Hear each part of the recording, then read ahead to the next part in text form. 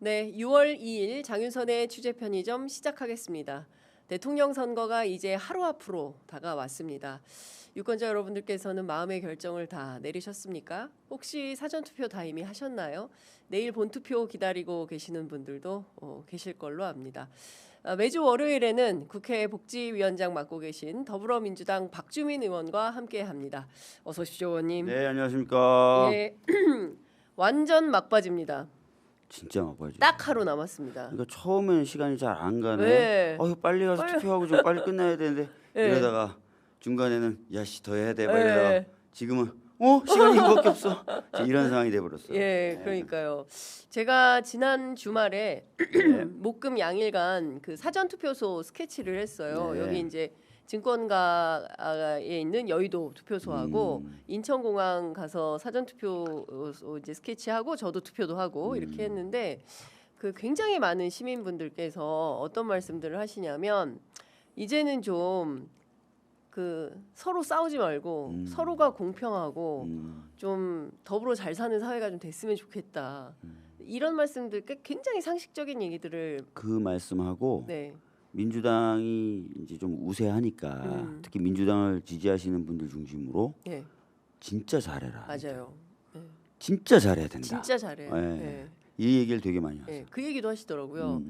그 정말 그 새로 민주당 정부가 이재명 정부가 들어서게 된다면 정말 잘해서 국민의힘이 부러워하게. 그러니까. 나 우리도 네. 저렇게 할 거야. 체감할 수 있도록. 네. 정치의 변화를 국민의힘이 체감해서 대한민국 정치가 후져지지 않게 네. 그렇게 좀 해주라. 맞아요. 이런 얘기 진짜 많이 하시더라고요. 예, 진짜 어제도 제가 대전 갔는데 한 분이 자기는 평생 민주당만 찍어왔는데 네. 니들 진짜 잘해라 이러면서 잘해야 된다 네. 막 이렇게. 그러니까 그런 그 어떤 국민분들의 시민분들의 간절함이 네. 진짜 하나 이렇게 다 모여서 그 간절함이 모이는 대통령 선거가 아닌가 싶습니다. 네. 진짜 오늘로 이제 22일에 모든 선거운동 기간이 마무리가 되는 거죠. 의원님 개인적으로 생각하실 때 22일간은 의원님한테 어떤 기간이셨다고 봐야 돼요? 사실 이제 처음 시작할 때는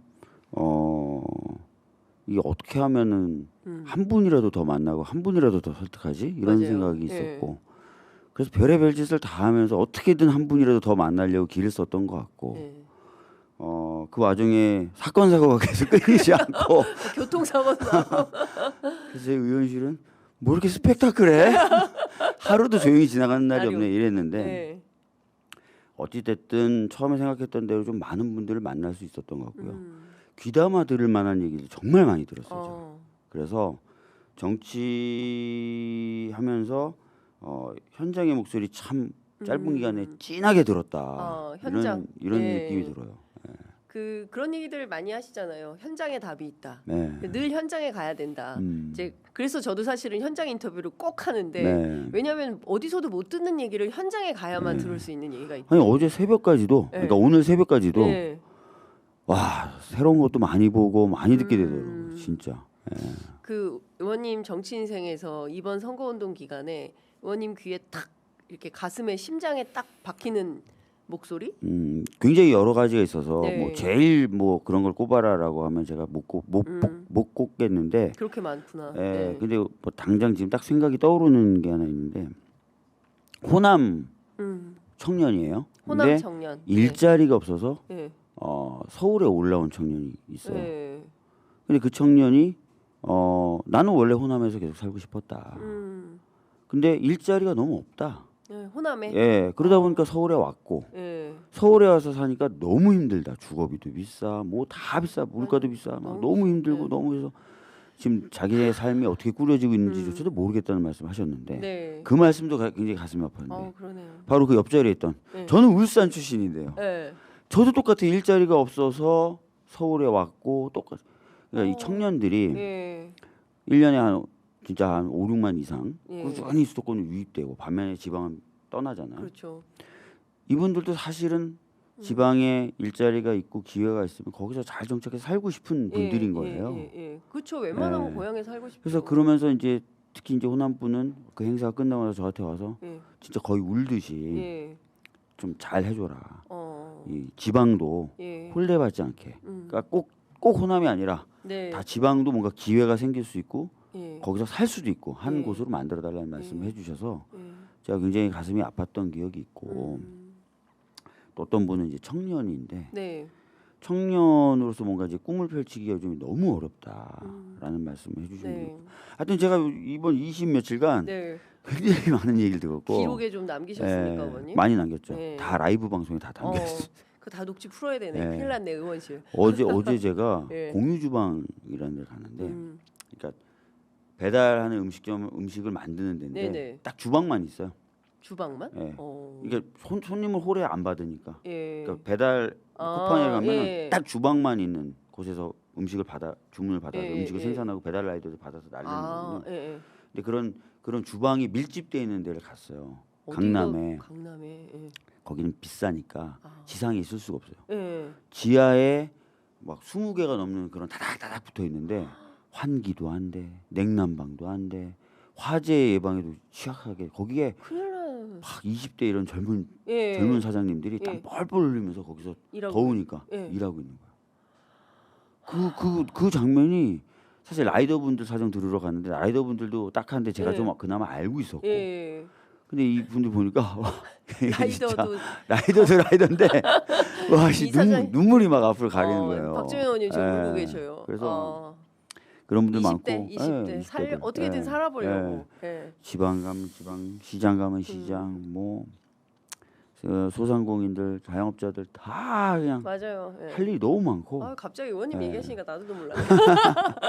그래서, 아침부터 그래서 우리가, 예. 잘하라는 그 어머님의 말씀, 아버님의 말씀이 허투루 들리지가 않는 거예요. 아, 진짜 잘해야 되는구나. 그러니까. 이 생각이 드는 네. 거예요. 그러니까 지금 이렇게 생각해 보면 너무 많이 망가졌어요. 너무 많이 망가졌고. 윤석열 정부 3년 동안 온갖 군데가 다 초토화되다시피 하고 제가 어제 보니까 BYD라고 중국 자동차가 한국에 막 돌아다니더라고요. 그 전기 자동차 유명한 회사인데 맞아요. 유명해요. 와 버스가 아니라 완전히 막 한국에 저런 게 들어오네.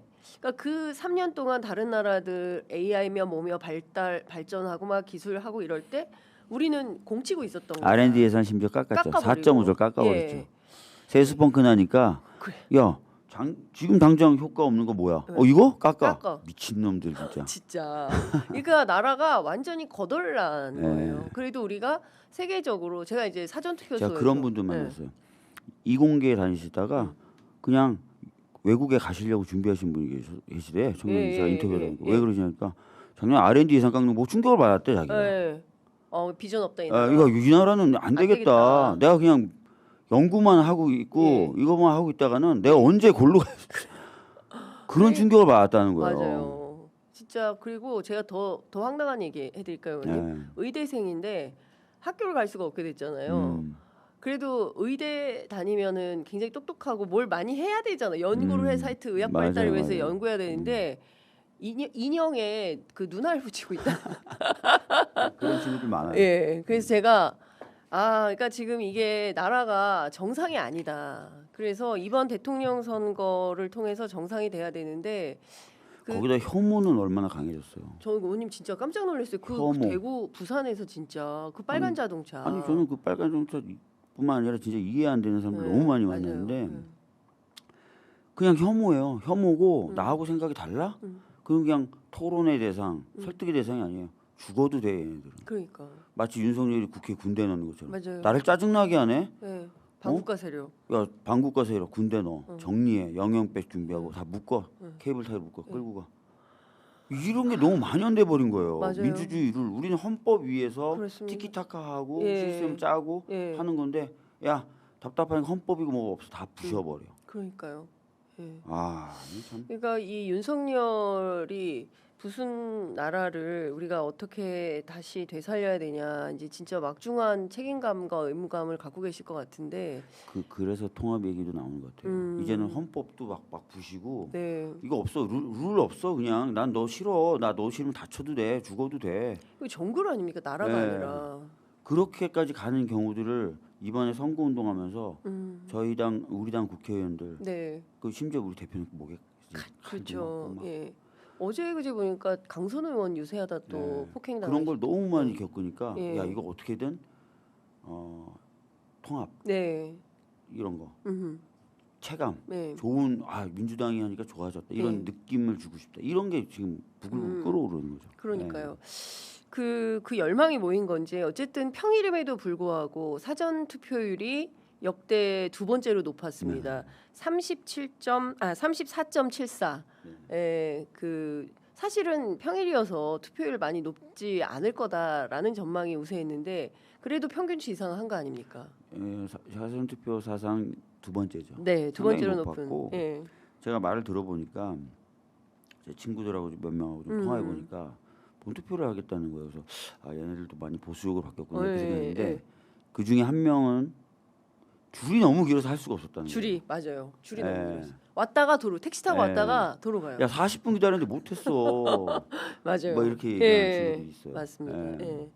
그 의원님들이 오셔서 정말 빨리 투표해버리고 싶다. 이거 빨리빨리 해야 되겠다라고 생각한다고 하셨는데 시민분들도 그런 분들이 너무 많으셨어요. 제가 이제 사전투표소 스케치할 때 보면 이거 빨리 해야 되고 특히 이제 외국과 이렇게 관광업 하시는 분들이 있어요. 헌법재판소 앞에 갈 때마다 어떻게 설명을 해야 될지 저 태극기 부대를 어떻게 말을 해야 될지 막 고민을 했다는 거예요. 근데 이제 보니까 막 인천공항에 모여서 막 짱깨 막 그러고 그런 분들도 계시던데. 그러니까요. 그래서 진짜 하여튼 지금 이번 대통령 선거를 기화로 해서 정말 대한민국이 상식적이고 법치주의가 실현되는 정상 국가다라는 거를 좀 보여줘야 될 것 같은데 제가 주말에 이재명 후보 인터뷰를 했어요. 네. 예, 그리고 오늘 보니까 왜 이렇게 뭐 뿌듯하다는 표정을 지으세요? 대통령 후보 인터뷰하기 쉬운 게 아닙니다. 저희처럼 이렇게 열악한 매체에서 잘하셨어요. 쉽지 않습니다, 의원님. 저 기성 언론들도 많이 못했습니다. 제일 불만이 많은 매체가 델리민주예요. 델리민주? 예. 우리 민주당 공식 채널인데 인터뷰도 안 해주고.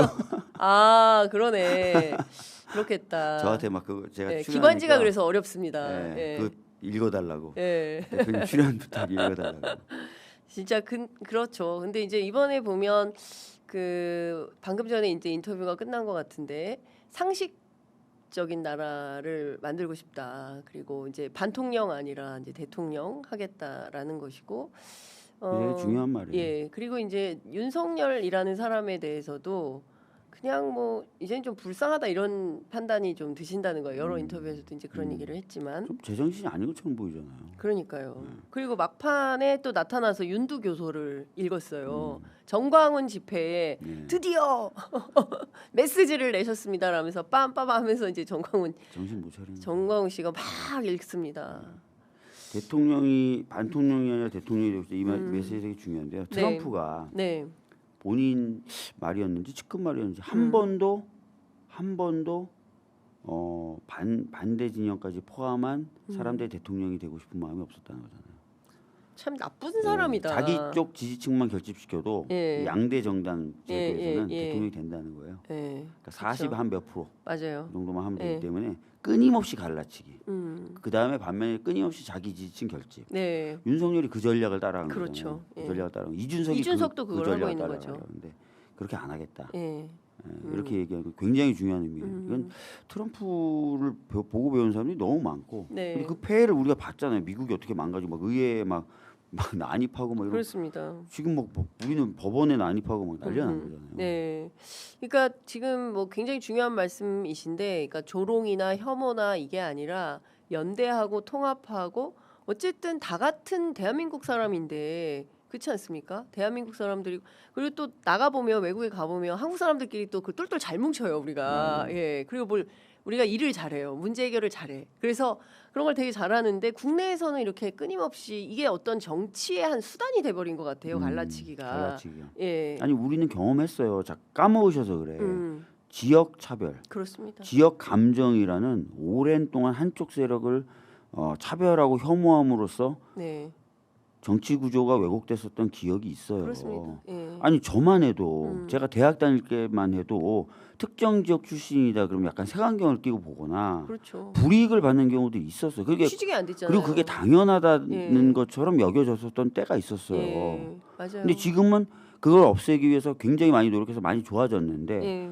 이제는 또 다시 뭔가 다른 프레임으로 뭐 너는 성별로 어떻고 너는 뭐 이런 식으로 또 네. 계속 차별과 혐오를 부추기잖아요. 그러니까요. 이제 이런 것들을 이제 새 정부가 들어서면 그런 게 없어지겠죠? 그럼요. 네. 우리 대표가 하는 말이 네. 지난 대선 때부터 많은 기회를 창출해서 기회를 잡기 위해서 서로를 적으로 여기는 그런 상황을 끝내겠다. 예. 마치 뻐꾸기 뭐 새 둥지 안에서 다른 새를 밀어내야만 내가 사는 예. 그런 비극적인 상황을 없애겠다. 친구가 적이 되고 이런 거는 끝내겠다. 예. 그래서 성장 얘기하고 예. 기회 창출 얘기하고 또 그런 것들의 성과가 안전망이나 이런 것도 갖춰져서 좀 편안하게 각자 자기가 원하는 걸 추구할 수 있는 그런 사회 만들겠다. 이게 지금 우리 대표 꿈이에요. 후보 꿈이에요. 그러니까요. 좀 민주당의 꿈이죠. 좀 사회가 안정되고 발전적이고 막 정치에 큰 관심을 갖지 않더라도 잘 굴러가고 또 좀 먹고 사는 문제가 좀 해결되고 주식 시장도 좀 올라가고 뭐 이런 아주 소박한 그러니까 시민들의 꿈이라는 게 뭐 특별한 게 없어요. 뭐 정치가 맞아요. 뭘 당장 뭐 나 뭐 지금 한 달에 1,000만 원씩 받게 좀 해줘 이런 생각 안 해요. 맞아요. 그냥 좀 시끄럽지만 않고 조용하고 그냥 내가 하는 일 하면서 살 수 있는 그런 정도 그게 그렇게 어려운가 이런 생각을 하는 거죠. 그렇죠. 국민들이. 그런 것 같습니다. 그 어쨌든 보니까 그래도 호남은 적극적으로 투표를 했는데 영남은 여전히 투표율이 낮아요. 맞아요. 대구가 전국에서 가장 낮습니다. 맞아요. 의원님 열심히 다니셨는데. 네. 제가 그래서 뭐 부울경도 다녔고 대구 그다음에 구미 이런 데 다녔었거든요. 네. 영천 이런 데 쭉 다녔었는데 그 어제 제가 다녀왔던 부산 쪽 지역위원장님들에게 전화를 들어봤더니 부산 분위기 어제 어때요? 그랬더니 저쪽도 확실히 결집은 한다. 근데 결집의 양상이 지난 총선이나 지난 대선 때는 막 마치 조직적으로 막 진짜 뭔가 컨트롤 타워가 있어서 딱딱딱 모이는 게 느껴졌고 네네네. 바람이 쫙 예. 부는 게 느껴졌는데 예. 저쪽이 뭔가 결집해서 뭔가 반감을 드러내는 것까지는 유사하나 전처럼 이렇게 조직적으로 네. 딱딱딱 되는 것 같지는 않다. 이렇게 말씀하시고 네네. 또 하나 다른 점은 과거에는 저쪽이 결집하면 우리가 기세가 꺾였는데 네. 우리 기세가 안 꺾인다. 어. 이런 얘기를 어제 부산 네. 지역위원장님이 좀 해주셨고 네.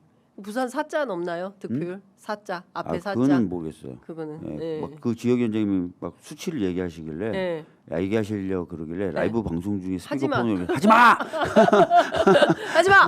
그래서 그냥 하지 마, 하지 마. 그랬는데 뭔가 뭐 예측은 할 수 있겠지만 저는 모릅니다. 네. 그다음에 대구는 제가 한번 저 빨간 벤치한테 당한 뒤에 예. 엊그저께 한번 더 내려갔어요. 예. 왜 내려갔냐면 저 벤츠 일이 있고 나서 문자가 한 100개에서 150개 온 것 같아요. 문자가? 대구 시민들한테 예. 뭐라? 미안하다. 아. 대구는 그렇지 않다. 아 진짜요? 예, 한번 도와줘라. 예. 그리고 민주당은 경북과 대구를 포기하면 안 된다. 이런 문자가 거의 한 100개, 150개 왔어요. 오. DM으로도 막 오고 댓글로 영상에 댓글로도 막 예. 달리고 그래서 알겠습니다. 예. 내려가겠습니다. 굉장히 걱정하는 사람들이 많거든요. 저희 예. 보좌진들도 예. 또 이거 안 된다. 또 당할 수 있다. 이거 또 당하는 정도가 돼요. 왜냐하면 제가 서울에서 예. 특정 후보 지지하는 분들로 보여지는 분들이 저를 쫓아다니더라고요. 오, 의원님을요? 예, 제가 유사할 때 제 라이브 방송에 장소 나올 때 쫓아와서 예. 막 이상한 질문을 하고 그러면서 회방 놓고. 회방 놓고 실패하니까 준비 많이 하는데 뭐 이러면서 진짜요? 다 들려요. 그리고 다 들리는데 와 그런 대놓고. 예, 대놓고 막 뭐 쫓아다니고 그러니까 예. 저희 또 보좌진들이 막 그런 거 걱정하죠. 걱정하죠. 예, 걱정하니까. 혹시라도 무슨 일 생기면 안 되니까. 안 된다. 뭐 무슨 일이 생길지도 모른다 진짜. 네네.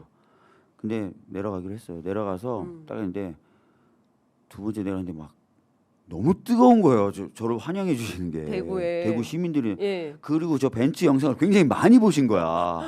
그래서 저한테 와서 예. 그 새끼 내가 내 손에 잡힌 내 죽이려고 했다네 이러면서 대구 시민들이. 예, 대구 시민들이 예. 그러니까 그런 마음들이 또 있으시더라고요. 그러니까 끝까지 대구가 마지막 일주일에 확 바뀐다. 그래서 끝까지 대구를 포기하지 말아달라. 저도 그 얘기 들었어요. 예. 그래서 대구 이제 쭉 돌아다녔는데 대구 지난 대선의 총선과는 분위기 완전 다르다. 그런 얘기 해줬고 대전도 예. 대전은 신기한 게 충청도가 좀 느린가 봐요. 그게 아니라 충청도 사람들이 그 속마음을 쉽게 잘 드러내지 않아요. 근데 되게 어제 내려가서 좀 신기했던 게 예. 그 지역위원장들도 그러는데 사전 투표가 끝나니까 예. 의사 표현하는 분들이 갑자기 늘어나더라고요. 그때 좀 달아오르나 봐요. 아유 내가 한 표 줬슈. 뭐 내가 이런. 줬어. 내가 이번에 찍었어. 뭐 이렇게 나중에. 예, 경로당에서도 얘기하시는 분들이 많아지고 어. 하여튼 그런 분위기라고. 예, 그렇군요. 근데 전반적으로 어떤 그 비상계엄을 겪고 치르는 대선이기 네. 때문에 많은 분들이 이제 평화에 대한 갈망이 굉장히 크고 그다음에 극단적 갈라치기에 대해서 이건 안 된다라는 어떤 감수성이 굉장히 예민해지시는 맞아요. 시기인 것 같기도 하고요. 그래서 앞으로 해야 될 일도 굉장히 많고 그런데 이 선거 와중에 리박스쿨이라는 게 뉴스타파 아니었으면 어떡할 뻔했나라는 생각이 좀 들었는데 초등학교 돌봄교실까지 그 진입을 해가지고 아이들에게 우파 사상 교육을 시키려고 했던 거 아닙니까? 태극기 막 휘두르는 것부터 시작을 해가지고 굉장히 놀랐는데요. 이 이야기와 비슷한 이야기 전 들었는데 네.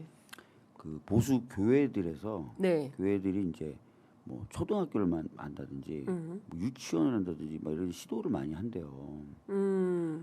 학교 건설을요? 뭐 그런 것들을 예. 많이 하려고 그런대요. 예. 그러면서 이제 그 얘기 잠깐 들어보면 예. 이승만 정신 이런 것들을 교육해야 된다 이런 얘기를 하고. 이승만 정신? 예. 그런 예. 교회들이 있대요.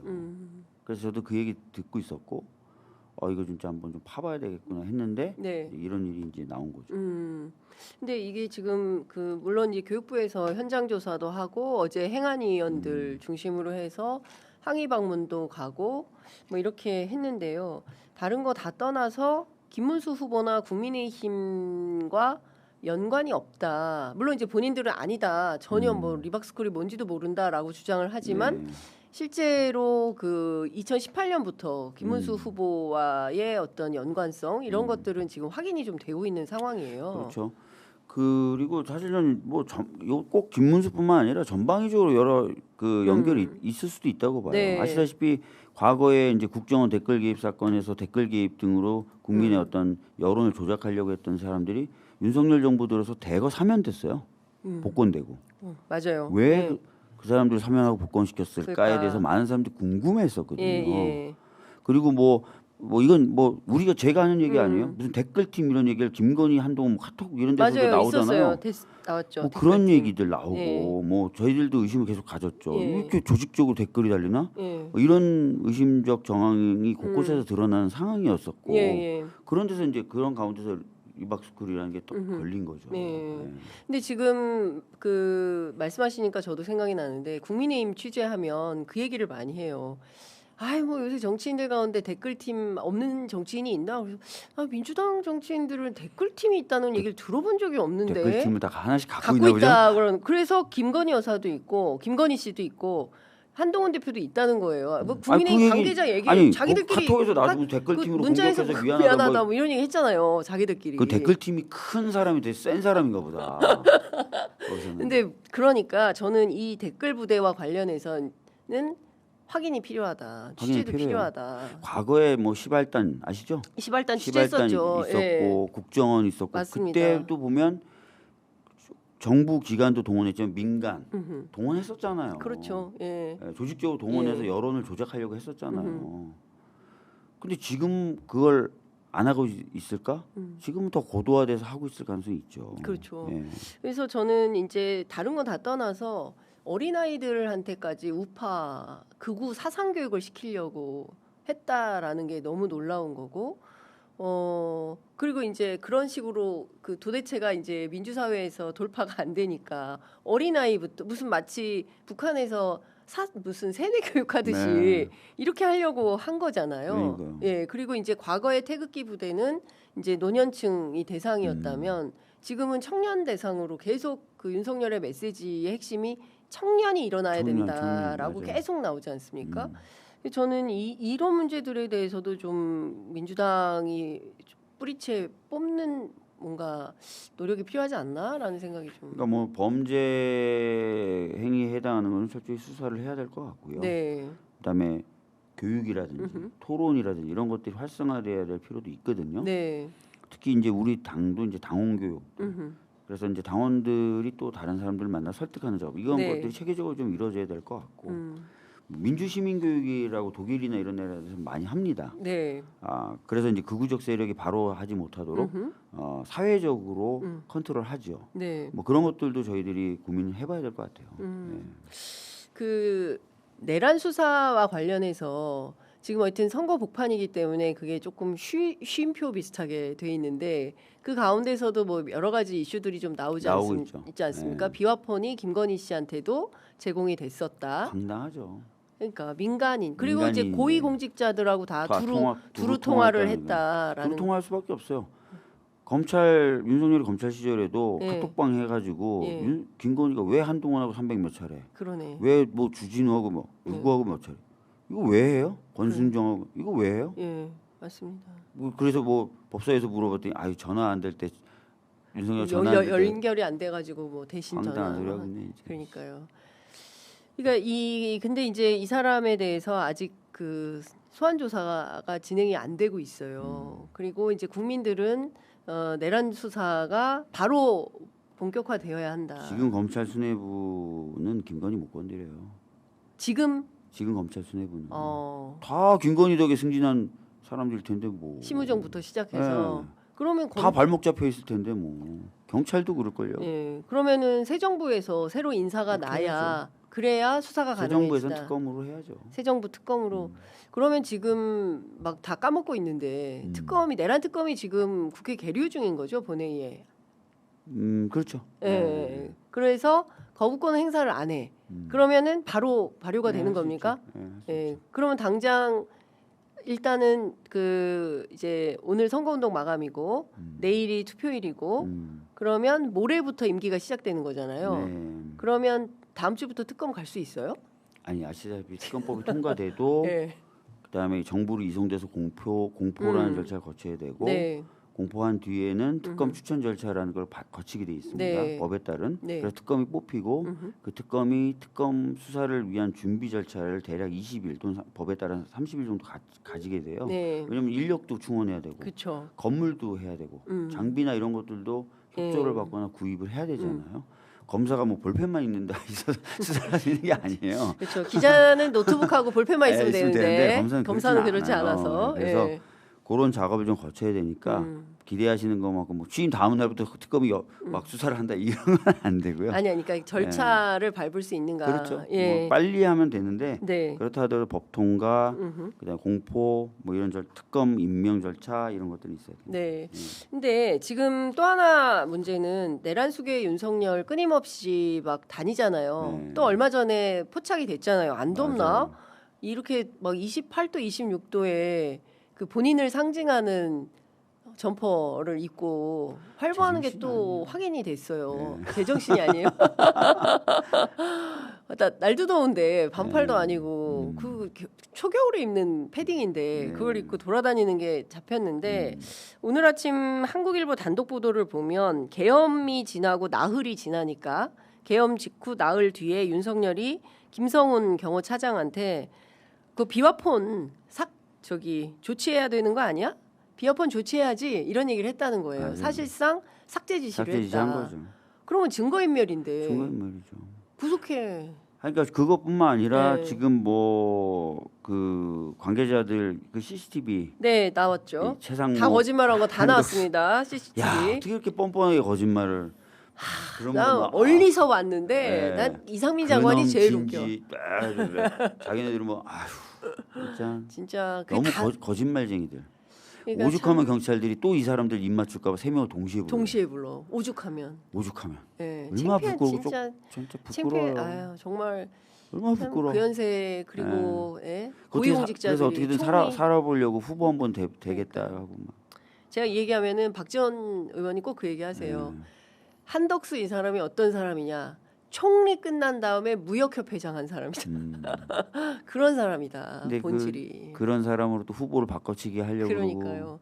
대선 때 그 대선 소동을 때 새벽 소동을 3시에 새벽 3시에 난리를 부리고 새벽 3시에 그러니까 제가 촌극에 촌극. 근데 그걸 바라보고 그쪽 당의 후보를 찍겠다고 하시니 참 너무 답답해요. 네, 그 얘기도 많이 하시더라고요. 네. 계엄을 선포하고 내란을 일으켰는데 그런 사람들을 여전히 30%가 넘는 분들이 지지하시는 현실. 저희들이 더 잘해야 될 것 같아요. 진짜 아까 말씀 나눈 대로 바꿔봤더니 정말 잘하네. 이제는 저 제품은 못 쓰겠다. 네. 이 제품 써야지. 네. 이런 느낌. 이제는 이 제품 못 쓰겠다. 네. 이런 느낌으로 네. 정치 준비하시겠다. 알겠습니다. 32분 지나고 있어서 이제 마무리를 해야 되는데요. 네. 의원님, 내일이 투표일입니다. 네. 본투표에 더 많은 분들이 투표하실 수밖에 없어요. 네, 그렇죠. 네.